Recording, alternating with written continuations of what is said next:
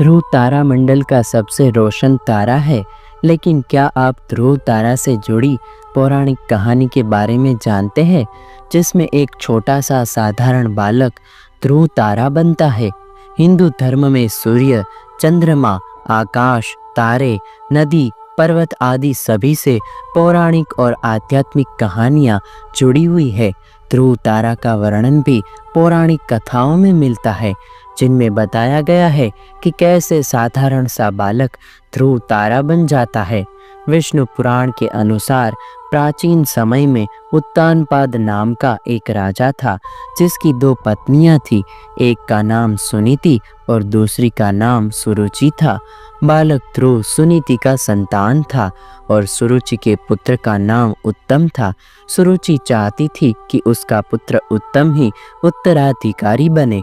इस कारण सुरुचि ध्रुव और सुनीति दोनों से ईर्ष्या करती थी।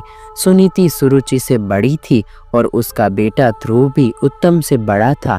ऐसे में उत्तराधिकारी बनने का अधिकार भी ध्रुव को था, लेकिन सुरुचि अपने बेटे उत्तम को उत्तराधिकारी बनाना चाहती थी, जो कि संभव नहीं था।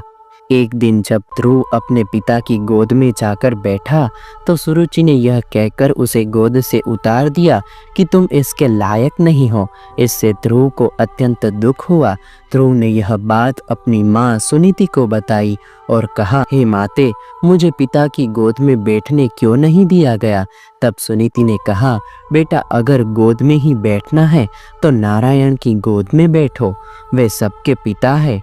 ध्रुव ने कहा, माँ, वो कहाँ मिलेंगे? माँ सुनीति ने उत्तर की ओर दूर पहाड़ी की तरफ इशारा किया। यह सुनकर ध्रुव उत्तर की ओर अकेले ही निकल पड़ा। वहाँ उसे नारद मुनि मिले। उन्होंने ध्रुव को आगे जाने से रोका, लेकिन वो नहीं माने।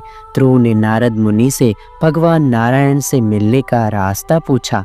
नारद मुनि बोले, तुम धैर्य रखो बालक, नारायण तुम्हें अवश्य मिलेंगे। इसके बाद नारद मुनि ने ध्रुव को ध्यान करने का तरीका बताया। ध्रुव उसी समय वहां भगवान नारायण के ध्यान के लिए बैठ गया। ध्रुव के दृढ़ मनोबल से आसपास के विस्तार में ऊर्जा बढ़ने लगी। ऊर्जा के बढ़ने का आभास आसपास के ऋषि मुनियों को भी हो गया। ऋषि मुनियों को लगा कि कोई महान व्यक्ति ध्यान में लीन है, लेकिन जब सभी वहां पहुंचे तो ध्रुव को देखकर हैरान रह गए। नारद मुनि ने ध्रुव को ओम नमो भगवते वासुदेवाय नमः मंत्र के जाप की विधि बताई थी। ध्रुव ने पूरे 6 मास तक कठिन तपस्या की। बालक ध्रुव के साथ 7 ऋषि मुनि भी भगवान नारायण का ध्यान करते रहे। अंत में भगवान नारायण ने ध्रुव की तपस्या से प्रसन्न होकर दर्शन दिए।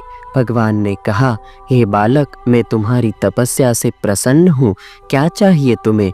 ध्रुव ने कहा, मुझे मेरे पिता की गोद में बैठने नहीं दिया जाता है। मेरी माँ कहती है, आप इस सृष्टि के पिता हैं, मैं आपकी गोद में बैठना चाहता हूँ।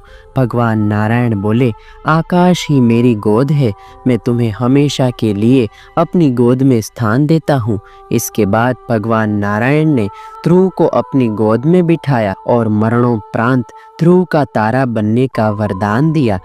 इसी के साथ भगवान नारायण ने उन 7 ऋषि मुनियों को भी ध्रुव की रक्षा के लिए आसमान में उनके आसपास स्थान दिया, जिन्होंने ध्रुव के साथ तपस्या की थी।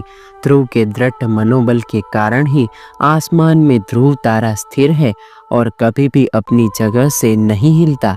तो दोस्तों, आज का ये वीडियो आपको कैसा लगा, मुझे कमेंट करके ज़रूर बताइएगा।